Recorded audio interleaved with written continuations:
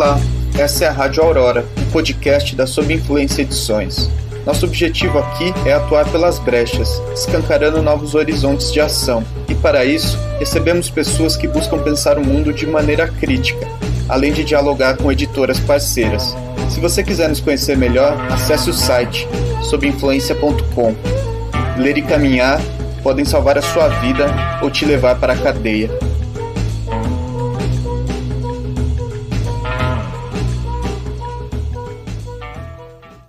Olá, ouvintes da Rádio Aurora. A gente está aqui hoje para conversar com a Fernanda Grigolin e com a Larissa Guedes. Juntas elas constroem um jornal de borda, que agora está indo para a sua 10ª e derradeira edição.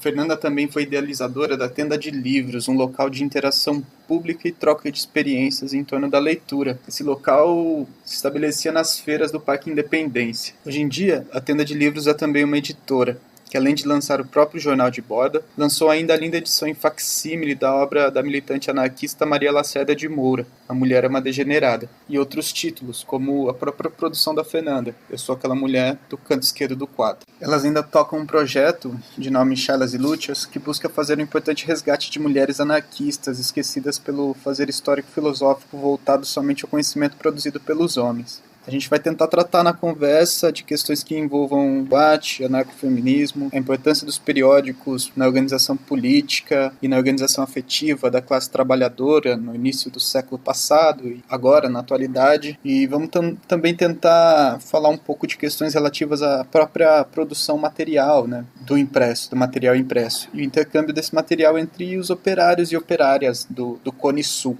Então, sejam bem-vindas, Fernanda e Larissa. Gostaria que vocês começassem se apresentando um pouco, falando um pouco da trajetória de vocês até aqui. Bom, eu sou a Fernanda, muito feliz e agradecida pelo convite e espero ter uma noite, né? Estamos gravando noite, mas quem está escutando vai escutar no horário que estiver escutando. Tem um cachorrinho aqui latindo na rua, é um pouco barulhenta, peço desculpas, mas eu tô com o microfone bem pertinho.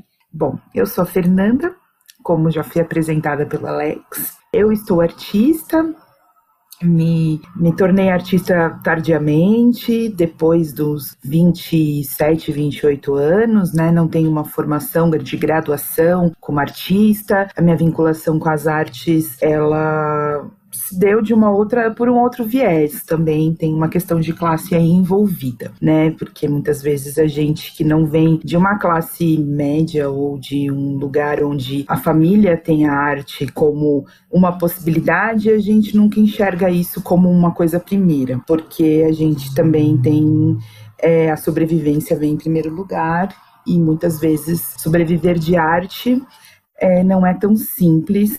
Ainda mais no Brasil, que tem uma construção artística bem de classe média alta, né? E com uma perspectiva também, sempre é o filho de alguém que tá aí bombando. É só a gente fazer uma lista dos 10 artistas mais conhecidos, eles vieram de algum lugar. Bom, o Jornal de Borda, ele nasceu em 2015, como um jornal de arte contemporânea, uma perspectiva latino-americana. Confesso que era um pouco ingênuo esse começo, e também uma vontade de pertencer a esse lugar das artes, que eu acho que, por mais que eu pertença, mas eu pertenço a partir de uma outra perspectiva, e não da perspectiva de como o Borda iniciou, né? Ele tinha essa vontade um pouco de entender o lugar do museu, mesmo que a partir de uma perspectiva autônoma, ele ainda flertava com algumas questões aí institucionais.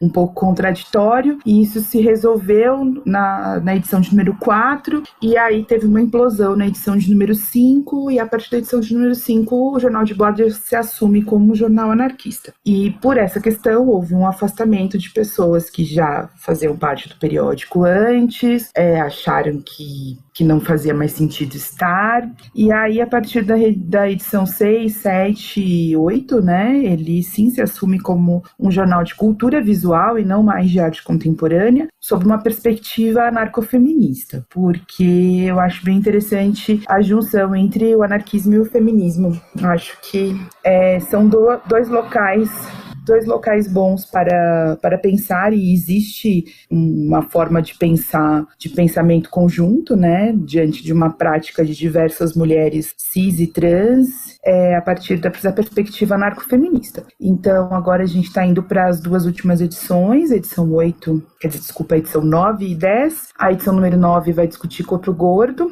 pode um corpo gordo ser anticapitalista. Eu mesma estou diagramando. E a edição de número 10 vai ser um manifesto coletivo com algumas pessoas muito especiais que atuam entre o âmbito da criação artística ou escrita e se autodenominam anarquistas, né? E aí, entre essas pessoas, tem a honra da Larissa estar nesse bonde. A gente está aí construindo juntas. E é um pouco isso, sobre um pouco da história do Borda, né? Não sei se vocês querem me perguntar ou se querem que eu faça alguma descrição sobre o jornal, né? Às vezes a gente fala muito, parecendo que todo mundo já sabe do que a gente está falando, mas eventualmente pode ser que as pessoas nunca tenham visto, né? Então talvez a matéria do jornal falte. E eu tenho muito orgulho do Jornal de Borda, em específico das edições facsímiles que ele trouxe. Ele, na edição de número 4, ele trouxe a edição facsímile da Plebe, de 21 de julho de 1917, uma das inúmeras edições, né? A Plebe foi um jornal que existiu por 35 anos, se não me falha a memória. Mas o Borda traz a sua edição mais icônica, a que foi mais pensada como uma estratégia de circulação e também de formação anarquista, porque é uma edição que traz a memória da greve e ao mesmo tempo é um lugar de ação anarquista, e traz o fotográfico como um lugar para dizer que isso aconteceu, né? A greve existiu, a greve está aqui, estampada, e todos os outros veículos diários ou semanais daquela mesma época não trouxeram imagem fotográfica de capa. Então a Plebe, ela tem essa questão de já estampar na sua capa, né? Tem uma manchete, né? Não existia a palavra manchete na época, mas o prenúncio da nova era, Plebe faminta, e traz a imagem dessas pessoas em manifestação, né? É diferente de uma outra revista chamada Cigarra, né? Que também traz o fotográfico estampado nas suas páginas, e também são as mesmas imagens, mas traz com uma outra perspectiva e uma outra proposta de edição, né? Traz de uma maneira mais jocosa e uma perspectiva muito mais burguesa. E a Plebe não, ela é toda construída tipográfica e fotograficamente para trazer esse anúncio, né? Esse anúncio de que a transformação é possível e que a greve existe, né? A greve é viva e os acordos aconteceram. E além da Plebe, outras edições facsímiles também estiveram no Borda, né? Na edição de número 6, que foi o Nuestra Tribuna, jornal editado pela Juana Rocco por 3 anos. Juana Rocco seguramente foi uma das mais importantes mulheres publicadoras da América Latina, construindo um periódico de uma perspectiva anarquista transnacional, pensado por mulheres, né, e uma perspectiva anarquista, e ela já tinha uma experiência de periódicos mistos e de atuação muito potente. Então, assim como a Plebe foi um jornal preparado, né, ele passa a existir em 17, ele é uma preparação para isso, né, pelo menos o seu início, para a greve. O Nuestra Tribuna também foi um jornal preparado. A Juana Rocco saiu em giro nacional por diversas localidades da Argentina, e muitas mulheres perguntavam para ela e falavam para ela da necessidade da existência de um periódico feito por mulheres. E aí o Nuestra Tribuna nasce com uma equipe de outras mulheres da cidade de Necochea, e é uma coisa muito bonita. O jornal existe por 3 anos. Na última e a Juana Rocco não acreditava num congresso anarquista feminino. Ela achava que não, que as mulheres tinham que estar sempre junto aos congressos, às atividades, aos encontros, né, onde estavam homens e mulheres. Mas na última edição, na edição final de Nuestra Tribuna, ela traz porque ela acredita num congresso anarquista feminino. E isso é muito bonito. E aí eu reproduzi no jornal eu trouxe uma edição do Nuestra Tribuna na íntegra, no jornal de borda 6, como edição facsímile, e depois no jornal de borda 7, que tem uma construção tipográfica, de estudo de letra, eu trago esse editorial da última edição do Nuestra Tribuna, onde a Ruana Rocco argumenta a necessidade de um congresso anarquista feminino e da importância das mulheres atuarem de forma coletiva no âmbito anarquista. E ela traz a questão de uma perspectiva latino-americana. Todas essas mulheres, elas tinham uma vivência, uma perspectiva latino-americana. Não só a Ruana Rocco, mas também a Maria Lacerda de Moura traz esse termo quando ela vai fazer muitas críticas em relação à política institucional, ou trazer alguns elementos sobre a política institucional. Então a gente está falando de mulheres que também pensavam a sua época e a política da nossa região. Né? Então a gente não está falando apenas de mulheres que estavam só falando, entre muitas aspas, de assuntos de mulheres. Os assuntos de mulheres, eles eram atravessados por questões políticas e extremamente importantes e relacionadas ao dia a dia dessas mulheres. Com certeza, elas foram as primeiras mulheres a perceberem que o pessoal é político sem necessariamente dizer essa frase, né? E aí, além do Nuestra Tribuna, na edição de número 6, veio a edição facsímile do nosso jornal, que é um jornal carioca, que saiu uma edição única, que foi pensada pela União das Costureiras, né? Teve a dissolução da União das Costureiras, elas criaram um grupo de emancipação feminina e elas tentaram, ao molde da Ruana Rocco, realizar atividades ao longo de um ano para conseguir fazer com que o periódico existisse de uma forma longa, mas isso não foi possível, então elas fizeram a realização de uma única edição, né, em 1º de maio de 1923, e elas, nessa edição única do nosso jornal, vem 2 textos que são traduções do Nuestra Tribuna. E isso comprova, então, que esses jornais, que essas mulheres cariocas se relacionavam, sim, com as mulheres argentinas e que tinham, sim, uma rede entre elas, uma rede de conversa e de diálogo entre essas mulheres. E elas trazem essa tradução. Então, isso é muito bom e dá para entender um pouco mais. E lembrando que a Ruana Rocco morou no Brasil entre 1914 a 1917.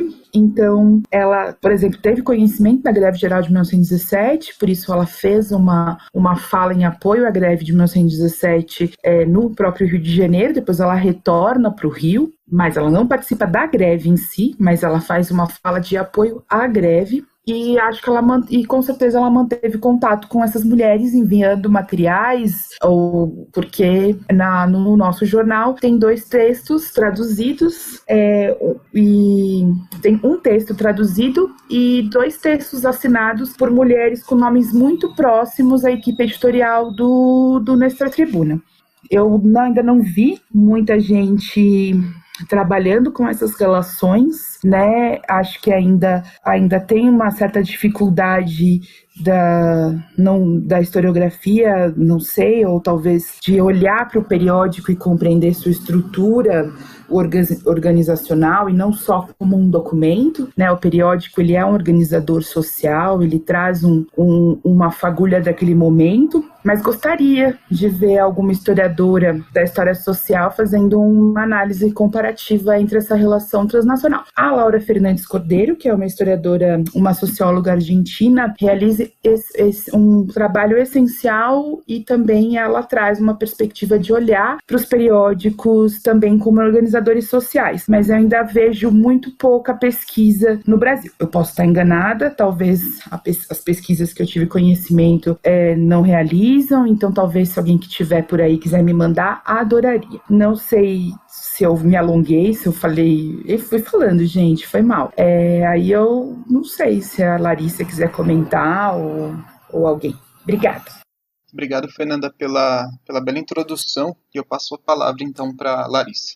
Oi a todas, a todos, todes. Queria agradecer muito ao pessoal do Sob Influência, a Fernanda, pelo convite. Na verdade, eu entrei no bonde, né, como a Fernanda falou, E ainda quis sentar na janelinha, porque eu sempre admirei o Jornal de Borda. Na verdade, eu conheci o jornal pela edição número 6, no CCS, Centro de Cultura Social, no espaço físico, né, que agora está fechado lá na República, durante uma discussão do grupo que a gente tinha sobre feminismos, anarquismos e masculinidades. E desde então eu comecei a ler e a descobrir quem são essas mulheres publicadoras, quem são essas mulheres que vão divulgar, e não só divulgar, mas fazer com que outras mulheres se tornem participantes dos periódicos, porque isso é muito importante, não ter uma arte como consumo, quebrar os grilhões da arte como mercadoria e passar a fazer com que as pessoas se tornem participantes. Eu acho que eu não queria me apresentar assim, porque eu acho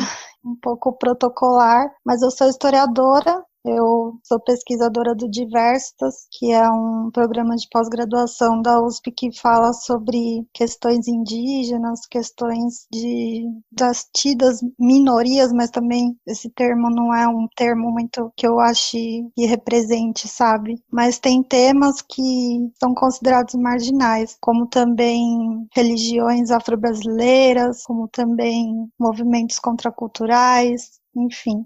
E aí eu comecei a conhecer o anarquismo pelo movimento punk. Primeiramente eu fui pesquisar o que era o anarcopunk, daí eu descobri materiais audiovisuais da década de 80 que expressavam uma atuação que eu nunca tinha visto igual, muito combativa, em plena ditadura militar. E daí eu fui descobrir o anarcofeminismo através de um festival de filmes punks e anarquistas que esse ano também vai rolar, só que de forma online, e é muito maravilhoso, eu recomendo que vocês pesquisem, tem divulgação no Facebook e no Instagram, e eles vão exibir vários filmes de temática punk e anarquista de vários lugares do mundo, tem várias bandas e coletivos, e estações de rádio, podcasters, enfim, um monte de gente bacana, e daí eu conheci a Emma Goldman, é uma figura que eu admiro demais, só que também não idolatro, porque o anarquismo não é uma idolatria. Eu acho que é uma questão de você dialogar com essas pessoas, com essas obras.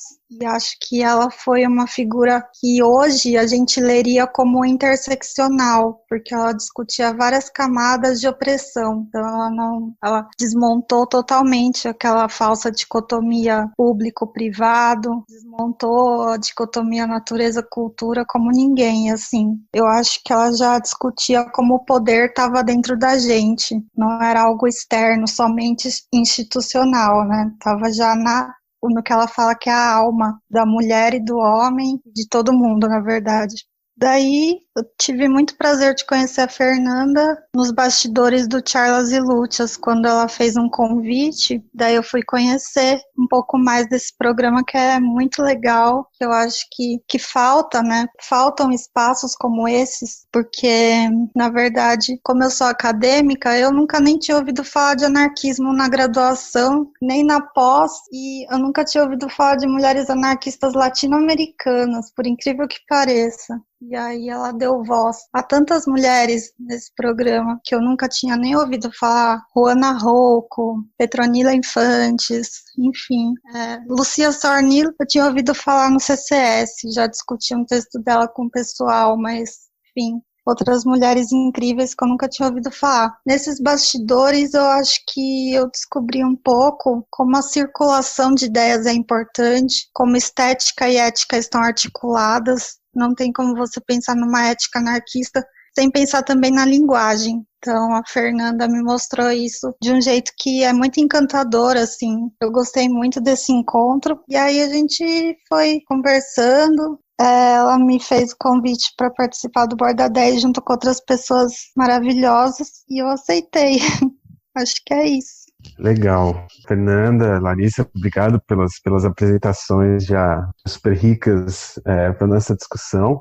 Então, já para começar, né, para a gente entrar de forma mais profunda no assunto, eu queria perguntar, a definição do jornal envolve, né, acho que dois eixos, né, o anarcofeminismo e a cultura visual. Eu queria saber como é que a gente pode entender, né, essas duas definições na perspectiva do jornal e como vocês entendem e trabalham, e entendem o trabalho, principalmente da cultura visual, né, uma vez que o Borda é difundido nas mídias, etc., e do trabalho do anarcofeminismo, de forma geral, no contexto, né, do jornal. Quem quiser começar, Fernanda, talvez. Gustavo, obrigada pela pergunta. É uma pergunta ampla que eu ainda estou tentando entender. Eu acho que, assim, se a gente pensar, o anarquismo ele tem muita contribuição à cultura visual, né? Eu estava pensando um pouco no que seria pensar uma cultura visual sob a perspectiva anarquista, então indo um pouco mais atrás. A gente precisa de muito debate, de muita pesquisa e de muita discussão para se chegar a alguns pontos nesse sentido. Ainda é um pouco renegado, né? É renegada a discussão dentro da cultura visual sobre uma perspectiva anarquista. Eu acho que tem poucas pessoas que, inclusive, pesquisam, né, arte e anarquismo no Brasil. Não tem muita gente fazendo isso. E também quando tem, olha muito mais para fora, né? Vai falar do Gotto Marta Clark, que é maravilhoso, ou dos situacionistas, mas a gente olha muito pouco, às vezes, para o nosso próprio contexto. Mas também tem a questão, é muito interessante que eu tenho uma parte da pesquisa de doutorado que eu trago, mas que eu gostaria muito de aprofundar, ou de forma autônoma, ou dentro de alguma pesquisa de pós-doutorado, que cultura visual no Brasil, ela é, por exemplo, os periódicos, eles passam a ser legalizados no Brasil com a entrada da família real. Até 1808, produzir qualquer panfleto periódico de forma impressa, você ia preso. O Brasil tinha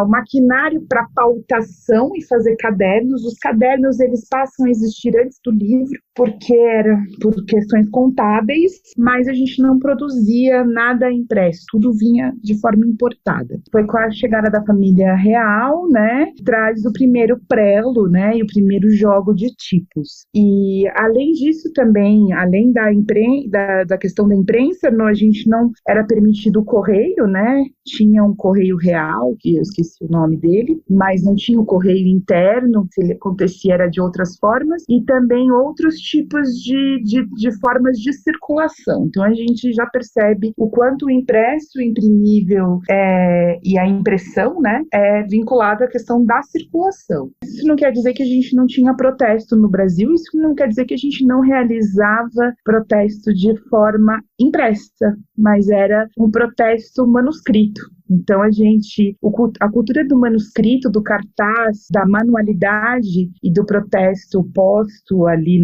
nas paredes, ele é anterior ao que vem impresso. E quando o impresso entra de uma forma muito massiva, ele entra junto com o cinema. E isso é um ponto que eu quero muito discutir, porque o Brasil era acho que o quinto produtor de cinema mundialmente no início do cinema, e a gente passa a ter circulação de periódicos na época do cinejornal. Então eu tenho uma tese ainda não comprovada, mas que eu quero comprovar, que a plebe, ela bebe muito mais do cinejornal do que dos outros jornais impressos. Por isso que quando você lê a plebe em voz alta, ela é muito imagética. Isso, estou falando da plebe de 21 de julho de 1917, que eu acho que é uma plebe que tem um marco simbólico tipográfico dado ali. Não estou falando da plebe como um conjunto de periódicos por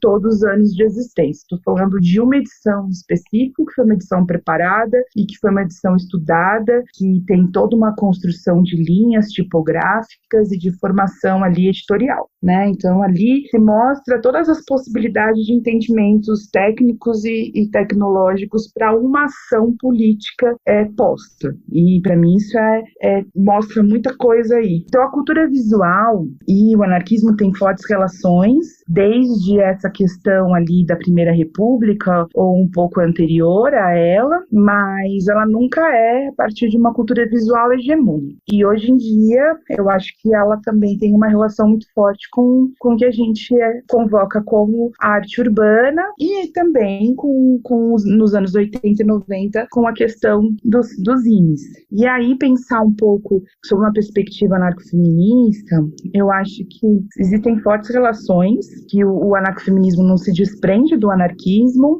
e eu acho que ele não se desprende do anarquismo, e eu acho que ele é uma grande potência para o feminismo, né? Ele convoca o mais interessante do feminismo, né, que é a banda autônoma do feminismo, né, não que o anarcofeminismo ele se envolve, né, ali dentro dos feminismos autônomos com outros feminismos que não são anarquistas, mas que conversam, né, o feminismo comunitário, que é muito forte, que tem uma relação muito, muito interessante, o feminismo das mulheres chicanas dos Estados Unidos, né, da fronteira dos Estados Unidos com o México, que também tem uma perspectiva autônoma, e o anarcofeminismo ele se alimenta do que o feminismo traz e também se se alimenta do que o anarquismo traz e todas as suas perspectivas e o ideário, e soma com esse feminismo autônomo, pelo menos eu enxergo assim, eu não sei se a Larissa tem essa mesma visão, mas eu acho que quando você olha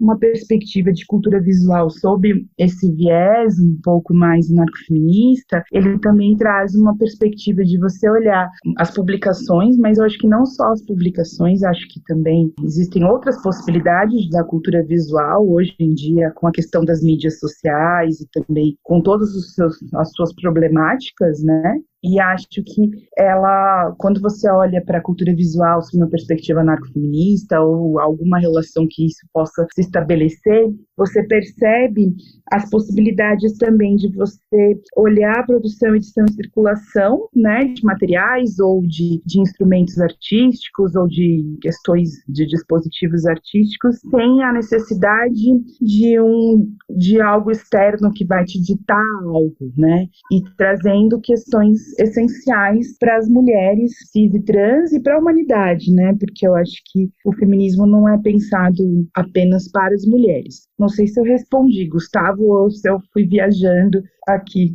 Melhor que responder, você me deu abertura para fazer uma pergunta que eu não tinha nem elaborado antes, mas que agora me remeteu.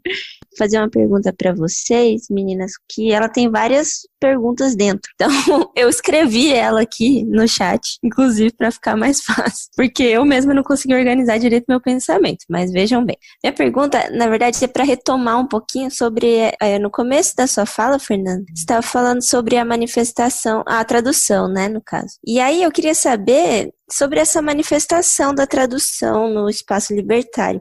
Como vocês observam esse processo como um mecanismo internacionalista e de cunho anticolonial, e como isso compõe, na percepção de vocês, um elo que perpassa essa permanência de uma organização política não institucionalizada através dos tempos. E, por último, vocês estavam falando sobre, né, o feminismo anarquista, e eu queria retomar uma grande conversa muito importante que vocês tiveram sobre a Margarita Ortega Valdez. E eu queria saber qual foi esse espírito que gerou essa fala, né, no Charlas e Lúcias, e se vocês poderiam comentar um pouco sobre ela, e também sobre o polo de tradução que é basicamente majoritário da tradução de homens anarquistas, teóricos anarquistas de uma forma geral, né? Que são geralmente masculinos, não só eles, obviamente, a gente sabe, né? Mas, digo, a escassez da tradução de mulheres teóricas nesse sentido.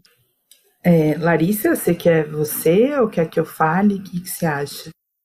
Eu acho que a tradução é uma temática que você entende melhor, mas eu posso comentar depois alguma coisa sobre práticas que emergem no cotidiano, que eu sei o básico, assim. Tá bom, eu vou falar, mas você sabe muito. Não vem dizer que você sabe o básico, não. Gente, tá muito barulhento. Esse horário fica passando uns caminhões aqui, muito barulhento. Tô com um tomate bem perto de mim, mas qualquer coisa me fale. Tomate é o microfone. Bom, vamos lá. Uau! Eu não sei se eu sei responder tudo isso, não. Mas vamos lá. Eu acho que assim, o anarquismo, ele, por ser um movimento transnacional, ele é um movimento tradutológico. Impossível pensar o anarquismo sem pensar a tradução, né? Eu acho que Não é à toa que quando o anarquismo aporta, né, todos os países da América Latina, ele vem com essa perspectiva de já traduzir em folhetos, em livros, em impressos e nos seus periódicos em formato o pensamento anarquista.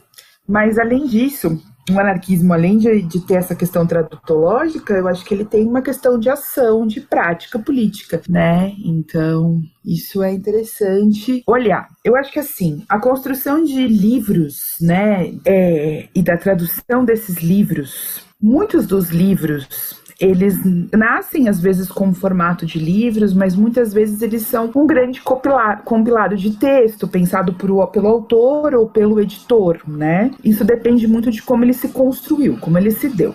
Obviamente, por uma questão vinda do machismo estrutural, a possibilidade dos homens serem publicados é muito maior, e por uma questão também do machismo estrutural, mesmo quando as mulheres são publicadas, elas também são esquecidas depois da sua morte, ou por alguma questão de rupturas e outras coisas que elas tenham sofrido. Então tem muitas questões aí colocadas, né, que a gente pode conversar sobre isso. Por essa questão de ter muito mais material traduzido de mulheres, de homens do que de mulheres, a gente também tem uma questão, né, que a gente disse do próprio machismo estrutural. Tem também desses tradutores serem homens e chegarem a esses tradutores essas obras que, por mais que o anarquismo não tenha uma grande circulação do âmbito das esquerdas, mas quando circula material de homens, os tradutores são homens que focam em traduzir livraços, né? As pessoas, elas inclusive, se vangloriam das 300 e 400 páginas que traduziu de algum desses teóricos, né? Que pegou e fez essa tradução. Então, e as mulheres, tirando algumas, né? Tirando a própria Emma Goldman ou a Maria Lacerda de Moura ou outras,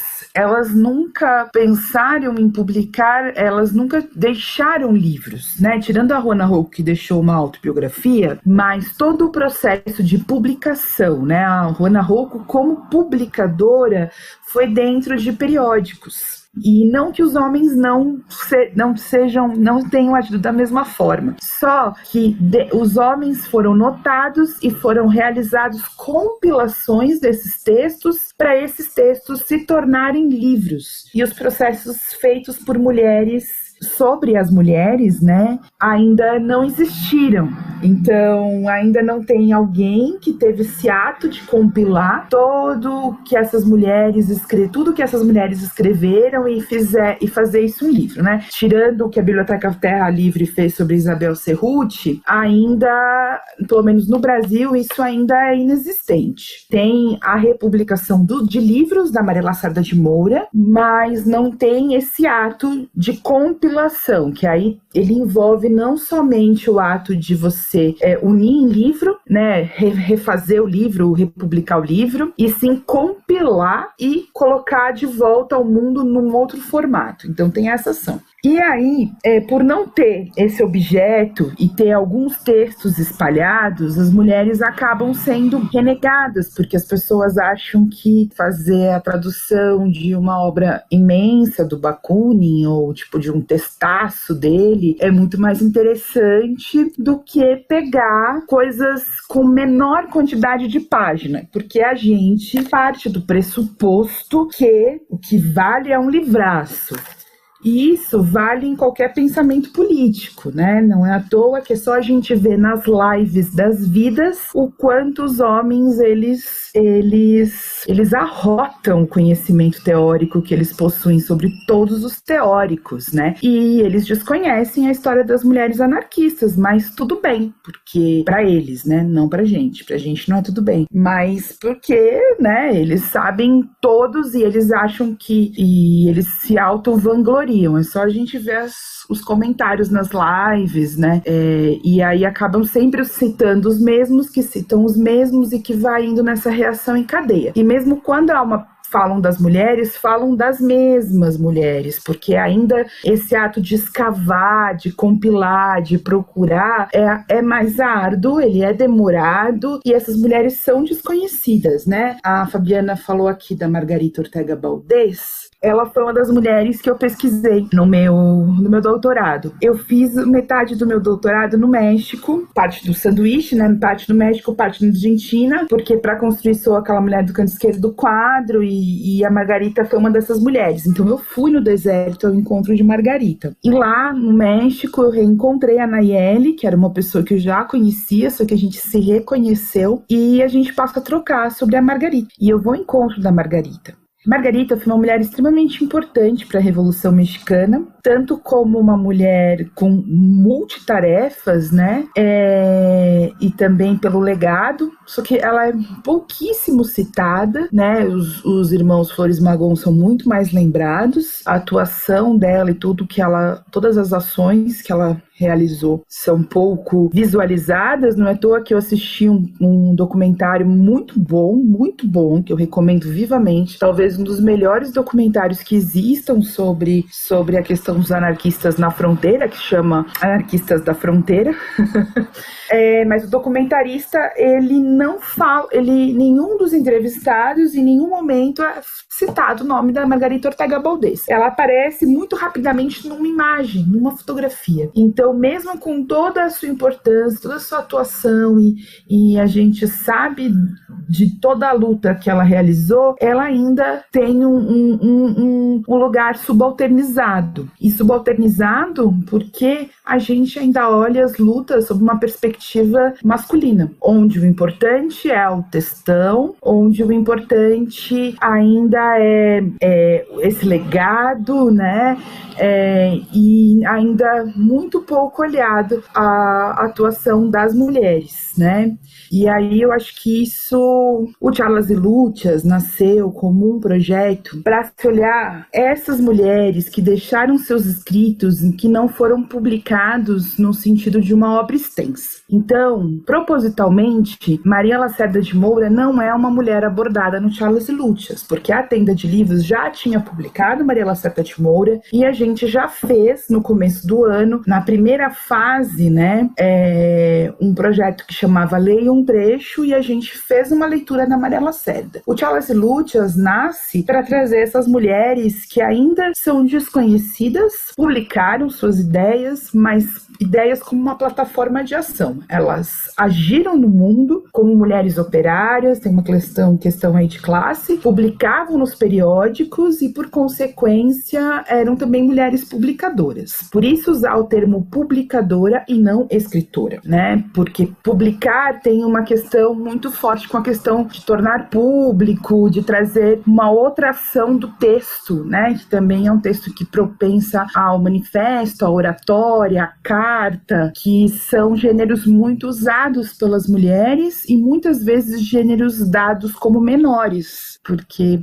enfim, se a gente olha uma questão aí da construção dos discursos postos. Então, além da Margarita Ortega Valdez, né, que a Fabiana perguntou, a primeira mulher homenageada foi a Rona Rouco, a mais conhecida quase de todas, talvez, a Lucia Sánchez Salvador também é muito conhecida. Mulheres que, né, a Rona Rouco por essa questão publicadora de periódicos e intensidades, mas também ela também sofreu um apagamento muito brutal do movimento anarquista e foi retomada a pesquisa de todas essas mulheres anarquistas, grande maioria, a pesquisa é retomada por mulheres feministas. Ainda falta um pouco mais olhar para isso junto aos homens. Tirando o Thiago Lemos, eu desconheço homens que pesquisem mulheres anarquistas de uma forma profunda e com uma entrega generosa, né? O Thiago realiza a pesquisa de uma forma generosa e eu acho que então é um pouco, o Charlas e Luchas tem um pouco essa perspectiva. Eu emendei com Charlas e Luchas, eu não sei se ficou confuso, depois vocês me digam aí. Não, eu acho que ficou super claro. E Larissa, você quer contribuir também com essas questões que a gente subiu até agora, que a gente fez? Fica à vontade. Acredito que a Fernanda contribuiu bastante sobre a questão, mas eu Só teria mesmo colocações sobre a obra da Emma Goldman, que é o que eu conheço mais. E como ela publicou no Mother Earth, né, que foi um periódico que ela montou com várias pessoas anarquistas de uma forma tão colaborativa, eu sempre penso que a tradução é uma forma de horizontalizar o saber e transformar saber em ação, saber em ação direta, porque todas as traduções elas estão permeadas por poderes também.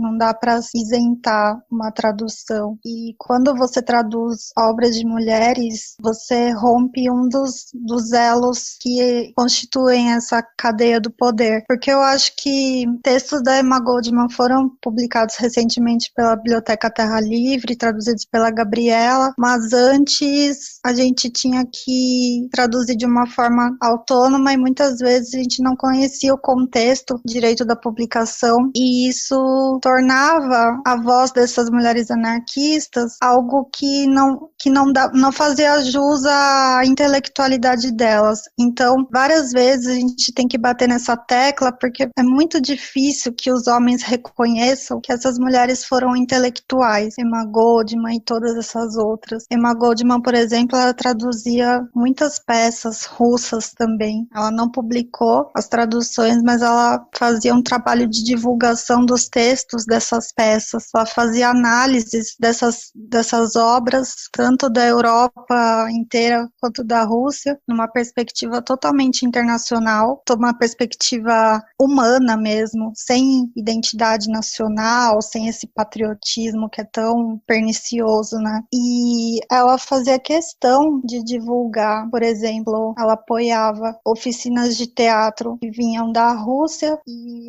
as suas apresentações nos Estados Unidos. Então, ela como imigrante fazia questão de fazer essas travessias, de sempre divulgar obras europeias nos Estados Unidos e o contrário também, mesmo que ela achasse que nos Estados Unidos a arte fosse incipiente e não tratasse dos dilemas humanos e dos trabalhadores. Então, acredito que, vou dar um spoiler, mas no Borda 10 a gente queria falar um pouco sobre a autoria das mulheres, né, que é tão relegada a segundo plano, que muitas vezes tem um empecilho que os homens gostam de falar que algumas mulheres não têm honestidade intelectual porque elas falam de outras mulheres e não falam muitas vezes de obras tidas como canônicas dos homens, mas se você escolheu estudar a obra de uma mulher, você tem que ir a fundo e você não precisa repisar todos os dogmas, assim, as ideias consagradas. Então, eu acho que tem uma polêmica aí que é você reconhecer a autoria de uma mulher, você reconhecer que o trabalho dela é legítimo, e não só legítimo porque é uma militância ou é uma ação estético-política,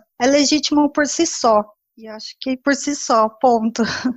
Eu queria só complementar, eu acho que a Larissa trouxe questões maravilhosas e pertinentes. Eu queria complementar algo que eu noto, que muitas vezes, né, mulheres como Emma Goldman, a própria Maria Lacerda de Moura, são resgatadas por grupos e coletivos de homens, né, ou de maioria homem, né, de maioria masculina, porém eles não conseguem perceber que no cotidiano eles também renegam os saberes das mulheres, né, e as suas ações, por elas virem de práticas políticas diferentes. Então, ao mesmo tempo que eles resgatam a Emma Goldman, ou eles resgatam a Maria Lacerda de Moura, republicando, ou estabelecendo diálogos, ou trazendo falas sobre elas, eles não percebem que eles invisibilizam atuações contemporâneas a eles, por eles não reconhecerem as práticas de como as mulheres atuam politicamente. Então também tem a questão dos termômetros, que são muito fortes, né? Ou das carteirinhas que os homens adoram levantar pra gente, como dando um título que nós não somos anarquistas. E aí é muito louco, porque é o mesmo tipo de violência que mulheres como a Maria Lacerda e a Emma Goldman sofreram no passado e retomam quase que pra gente, né? Então não adianta muito reconhecer apenas os escritos e não reconhecer a atuação, né? A questão ali, se a Larissa tem algo a dizer ou se vocês têm algo a discordar. Gostaria de escutar os rapazes também sobre isso. silêncio dos rapazes. Eu não tenho absolutamente nada a discordar. Eu vejo na minha própria formação, como tanto cientista social quanto na filosofia, como eu tive somente um aprofundamento em pensar junto, né, com o feminismo num único semestre que eu tive sobre anarquismo nas ciências sociais da PUC, né, em que isso realmente já se abria um pouco mais. Mas até hoje eu acho que é de fato existe uma desproporção absurda, tanto nas referências que nos são passadas, quanto na nossa própria iniciativa, né? Eu percebo muitas vezes que eu tenho pouca iniciativa em ir atrás de autoras mulheres. Sempre tenho muito na lista. Falo, não, mas tem esse daqui mais canônico, mais clássico, que eu preciso ler antes e tal, e tal, e tal. Então eu não tenho absolutamente nada a discordar. Eu queria fazer um comentário. Eu queria comentar sobre isso que você falou, Fernanda, sobre a questão dos homens na sua coerência de vida, né? E de apropriação, não, né? De aproximação dessa fala, dessa insurgência feminina ao longo da vida, principalmente porque para que você se aproxime do que é produzido intelectualmente por mulheres nesse sentido, você não precisa necessariamente apenas lê-las, né? A gente vive esse teor revolucionário feminino, ele acontece também em outras formas de linguagem, né? Como, por exemplo, é possível se escutar teoricamente a revolução dita e ditada pela mulher através da nossa própria prática emancipatória ao longo da vida, né? Porque a mulher vive uma vida de autonomia, vive uma vida fundada num processo revolucionário que um homem tende a necessitar ler para que ele possa reconhecer aquilo como uma palavra ou reconhecer aquilo como uma palavra de ordem revolucionária, né? Enquanto nós produzimos essa criação, nós criamos esse espaço de insurgência através da vida, antes da palavra. E isso deu espaço também para muitas mulheres que a gente conhece no movimento anarquista e no movimento autonomista, por exemplo, a falar sobre processos de domesticação familiar, do que é esse trabalho doméstico, reconfigurar, trazer à tona o que a gente chamou de doméstico e imageticamente no pensamento masculino é esse trabalho de zelar pela casa, mas é muito maior que isso. A domesticação feminina é não só uma domesticação de ordem do cunho da vida, mas também do cunho da palavra. É só um comentário. Queria saber o que vocês acham. Eu concordo. Opa, desculpa, Larissa, pode falar. Não, eu só queria falar que eu gostei muito da fala da Fabiana, porque eu lembrei como arte e vida estão conjugadas na obra da Emma Goldman também, mas não só na dela, né, que eu falo mais da obra dela porque é a que eu conheço melhor. Mas arte como essa estética da existência, né? E não só porque é um conceito que Foucault levanta, mas estou falando da prática mesmo. Ela sempre falava que não gostava de olhar para a vida como uma obra, como uma militância, como uma identidade. Ela gostava de olhar o processo, a prática da vida, como essa vida antidogmática que ia fazendo com que as fagulhas as fagulhas anarquistas elas incendiassem ideias velhas, ideias retrógradas, ideias conservadoras. Então, acredito que uma militância ou uma resistência, ela não precisa ser atravessada por grandes obras eruditas, acadêmicas, por grandes discursos de oradores em púlpitos ou grandes sabotagens ou grandes sublevações. Eu acredito que a próprio exercício da vida, sem aderência a religiões, propagandas partidárias e sem adoração de ídolos, uma vida de iconoclasta mesmo, já é uma forma de agência política também, ou uma agência micropolítica.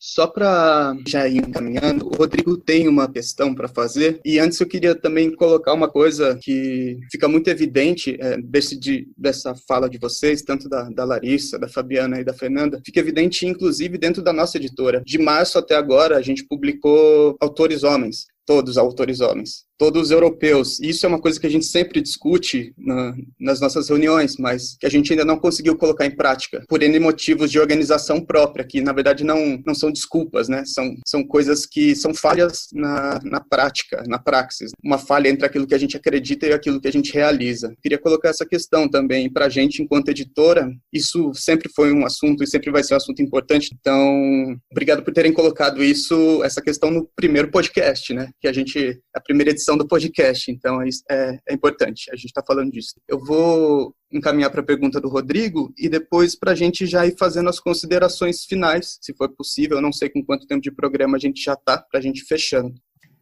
Eu acho que é isso, eu concordo e me mantenho atento a todas as questões que foram apresentadas aqui, porque é um movimento de contrafluxo mesmo, né? Atuar nas brechas e no contrafluxo. E muitas vezes isso exige mais do que o homem com o olhar direcionado para a Europa e para o século passado está acostumado a fazer. E a minha questão, ela é bem voltada à forma da Borda no agora, mas olhando também para a história das publicações anarquistas, publicações operárias no século passado. Uma coisa que marcou muito a história dessas publicações é a própria composição dela. Ou elas vinham num formato bilíngue, ou eram escritas na língua da comunidade operária instalada, pelo menos em São Paulo, ou italiano, ou qualquer língua de outra comunidade instalada aqui, outra comunidade imigrante, de operário imigrante aqui. A Borda também atua nesse sentido, também é um periódico bilíngue e mantém relações internacionais, pelo menos com os países que nos avizinham aqui no sul da América do Sul. Queria saber se essa forma, no século passado, também permitia esse tipo de troca, essas trocas internacionais aconteciam, se existia um intercâmbio entre os operários imigrantes daqui com os operários imigrantes de lá, ou da Itália, ou de algum país da América do Sul, se essas publicações feitas dessa forma permitia esse tipo de interlocução. Olha, a sua pergunta, ela tem muitas formas de responder, né? Eu acho que seria lindo se a gente fizesse um resgate visual de diversas publicações, né? E olhar para essas publicações de uma outra forma. Olhando para as publicações anarquistas, muitas foram de caráter bilíngue. Olhando para o Jornal de Borda, ele tem essa questão do português com o espanhol, né? E com essa questão de trazer um pouco esse caráter fronteiriço, de publicar textos em português, espanhol, em espanhol, depois no Jornal de Borda 6, algumas traduções, em especial traduzindo Maria Lacerda para o espanhol e trazendo Juana Rouco ao português para fazer um certo intercâmbio. E de pensar como essas línguas se relacionam. O Borda, ele tenta ter uma perspectiva latino-americana e de pensar essa relação entre português e espanhol. Lógico que a América Latina não fala só português e espanhol, tem as línguas originárias, né? E a gente sabe que também pessoas falam francês, né? E se a gente for alargar um pouco mais, pensar no Caribe, tem ilhas no Caribe que falam inglês, né? Então, enfim, para fazer de fato uma publicação que tem essas características, mas lógico que dentro da limitação aqui, pensando bem nisso que você estava falando de Cone Sul, sim, trazer essa questão do português com o espanhol, como eles se relacionam, como as línguas podem se dar.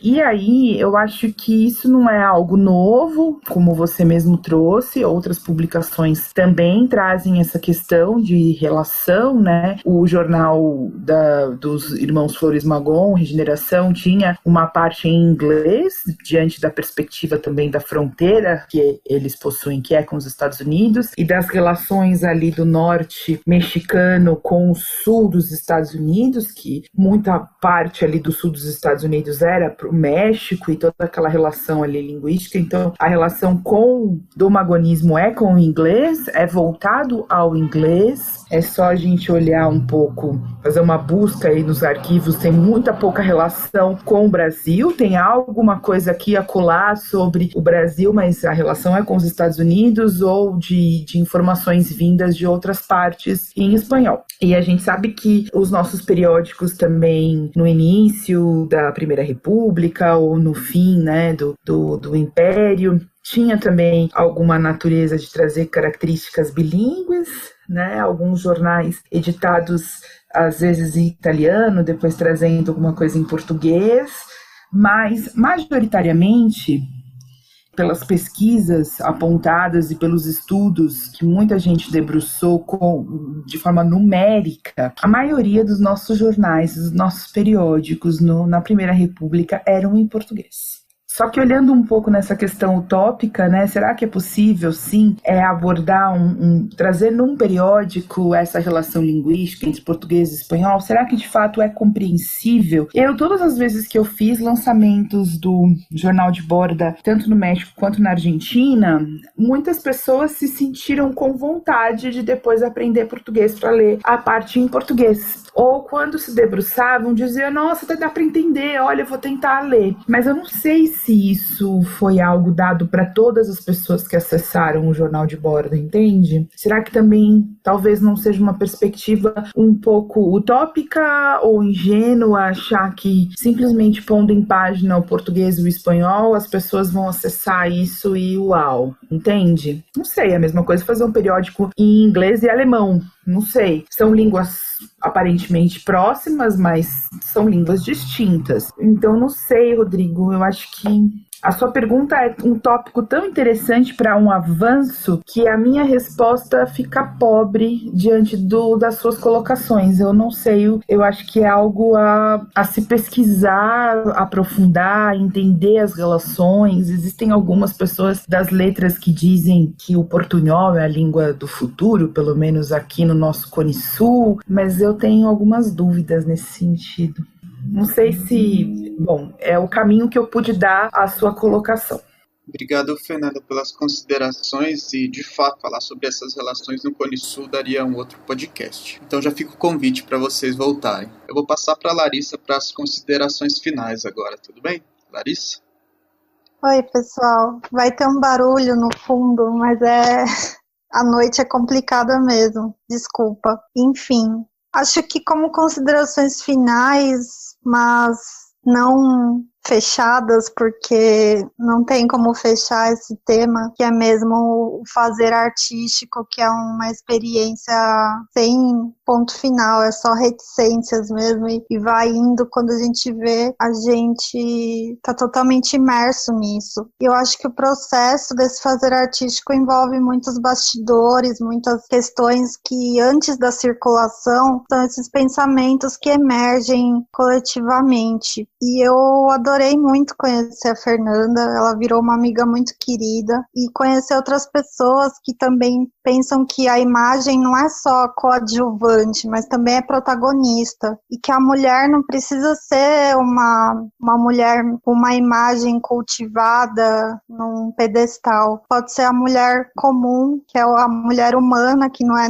como a Emma Goldman fala, nem anjo nem demônio, é a mulher sujeita às loucuras humanas, ela fala isso, é a mulher prosaica, é a vida cotidiana que dá margem para essas representações nos periódicos, que dá margem para as imagens, e eu acho que a arte anarquista não precisa se reduzir à linguagem teatral. Eu acredito que ela pode ter várias formas de expressão. Também pode ter uma forma de expressão no corpo, que a Fernanda trata muito bem disso, o que pode o corpo fora dos padrões, o que pode o corpo gordo, o que pode o corpo anarquista, o que pode o corpo da mulher. Eu acho que esse devir entre estética e ética é muito importante, a gente não pode se prender a algumas questões de separação corpo e alma, algumas questões de que o corpo não é forma de resistência política, porque é sim, e eu acho que a gente tem que ir desvelando essas coisas. Tem um texto que eu vi no grupo do Borda 10 que a Fernanda colocou lá, do Pelletier, né, que é Arte e Rebeldia. Pelletier é P-E-L-L-O-U-T-I-E-R, para quem quiser pesquisar. Arte e Rebeldia, que ele fala de desvelar a família, pátria, corpo, essas concepções abstratas, e usar a arte para isso, para ver a vida como um repertório de luta que não precisa delegar seus potenciais a instâncias externas. Acho que é isso. Dei uma brisada, mas acho que é o horário. Gente, eu adorei a brisa da Larissa, aliás, adorei estar com vocês, adorei todas as colocações, os comentários. Obrigada, Fabiana, Alé, Rodrigo. Tô esquecendo de alguém? Deixa eu olhar aqui. Gustavo. Eu agradeço muito o convite. Acho que é muito bom essa troca entre quem publica, entre os publicadores, e em especial entre os publicadores que têm uma perspectiva um pouco mais anticapitalista, porque eu vejo acontecer muitas articulações que só olham um pouco, né, para a publicação dentro desse âmbito um pouco mais capitalista, de venda. Não que a gente não precise vender, eu acho que a gente precisa, mas ainda com questões muito específicas de mercado e nunca de romper com esse mercado ou de como gerar uma ação que vá, de fato, ser mais solidária, mais de apoio mútuo, né? Eu vejo ainda, pelo menos dentro do âmbito das publicações independentes, muito pouco apoio mútuo e muito busca de protagonismos e dessa coisa meio visionária, né? E não quer dizer que a gente também não esteja como indivíduos, né? Lógico que estamos como indivíduos publicadores, como coletivos e como editoras e como pessoas e como projetos publicadores, mas a gente pode de alguma forma pensar em ações e em gestos publicativos, publicatórios, né? Publicantes que vão se complementando, né? Então, de alguma forma, um gesticula uma ação, o outro complementa e isso de alguma maneira vai sendo construída sem uma necessidade de imprimir uma marca. Eu acho que essa impressão dessa marca muitas vezes vem do lugar do gênio, da genialidade, e o lugar do gênio, da genialidade é sempre masculino, é sempre patriarcal, ele é sempre excludente. Então, quando a gente busca grandes ícones e grandes referências e pessoas que de fato vão nos explicar tudo, a gente volta para uma perspectiva patriarcal. E ela também, quando a gente olha como uma referência como um suprassumo, né, a gente volta para essa lógica patriarcal. Então a gente tem um pouco de cuidado nesse sentido. Eu tenho muita esperança nos projetos anticapitalistas, autônomos, junto com os projetos anarquistas, de se unirem numa ação de fato onde a gente consiga um citar o outro, um entender o caminho do outro e construir juntos, juntas e juntos, uma proposta que de fato a gente consiga caminhar, né, e continuar com os nossos projetos e viver dos nossos projetos, né? Eu acho que a gente quer viver dos nossos projetos. E por que não muitas pessoas viverem dos seus projetos? E por que só alguns vivem dos seus projetos? Porque só sempre vão ter os eleitos, os escolhidos e os gênios. Por que a gente não pode romper com essa lógica, né? É um pouco nesse sentido, gente. Não sei se o meu tchau foi muito polêmico, mas eu queria mesmo assassinar o gênio. É a minha vontade. Um beijo. Eu queria agradecer muito a todo mundo do Sob Influência, a Fernanda. Eu acho que vocês abrem espaços para umas discussões que levariam dias, meses e anos. São muito boas para discutir num bar também. Então, eu acho que daria certo depois da pandemia. E eu queria falar uma coisa que a Fernanda abriu um caminho bem legal para a discussão. Eu vou falar rapidamente, que é assim: leiam o artigo, o ensaio Proletários Intelectuais, da Emma Goldman, porque ela dá ensejo a essa questão de como a arte virou uma mercadoria e o potencial criativo virou uma automatização, virou mesmo essa questão de você vender o seu potencial criativo ao mercado e virar um proletário. Então, eu acho interessante esse ensaio, porque ela fala como muitas vezes os artifícios dessa modernidade tornam o trabalho criativo subjugado e uma engrenagem do próprio sistema, no sentido assim, o artista ele não pode mais expressar seus desejos, suas vontades, ele está condicionado por uma linguagem mercadológica, condicionado pela questão do gosto, o gosto virou uniformizado, virou massificado. Então é interessante ver, ela fala assim que